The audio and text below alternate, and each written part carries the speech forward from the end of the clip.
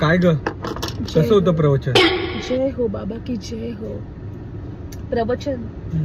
प्रवचन बद्दल मी तुला काय सांगू. प्रवचन इतकं शांत होतं, इतकं समाधानी फील होते की मी तुला काय सांगू.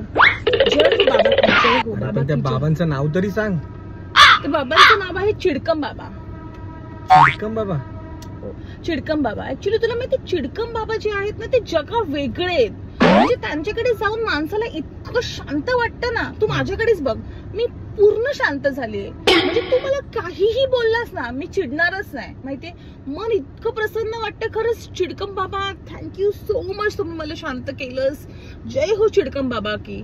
तुला माहितीये, तू मला ना आता एक काम कर, तुला चेक करायचंय, तू मला काय पण बोल, बिंदास बोल, मी चिडणारच नाही. बोल. नको जाऊन दे हे नको करू. कारण का माहितीये, मी काहीतरी बोलायचो उलट सुलट, परत तू माझ्यावर परत चिडणार नाही. आपण जाऊया. तू बघ ना, तू एकदा ट्राय कर ना. मी तुझ्यावर चिडणारच नाही. नको. अरे रितेश प्लीज एकदा ट्राय कर ना. बघ ना, तू बोल, तू काहीही बोल, मी चिडणारच नाही. बरं ठीक आहे. गावी माहितीये, तुझ्या भावाच्या लग्नाला तू नाचत होतीस आणि सगळ्यांसमोर पडली होतीस आणि सगळे कसे हसत होते.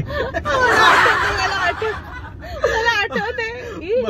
मी चिडते. अरे मी चिडणारच नाहीये. तू काहीही बोल, तुला जे पाहिजे ते बोल. ठीक आहे बाबा. चल अजून एक बोल. चिडकम बाबा की जय. चिडकम बाबा की जय. तू प्लीज एकदा अजून एकदा बोल प्लीज. तू काही पण विचार, काही पण बोल, मी चिडणारच नाही. गॅरंटेड मी चिडणारच बोलते. परत मला तुझा चिडलेला मला भीती वाटते. प्लीज. अरे यार तू बघ ना, बघ मला खूप प्रसन्न वाटतं. तू एकदा बोल ना, विचार, तू काही पण विचार, काही पण बोल, मी चिडणारच नाही. बोल. बरं, एकदा माहितीये, तुझ्या पप्पांनी तुझ्या मम्मीला कशी टपली मारली होती.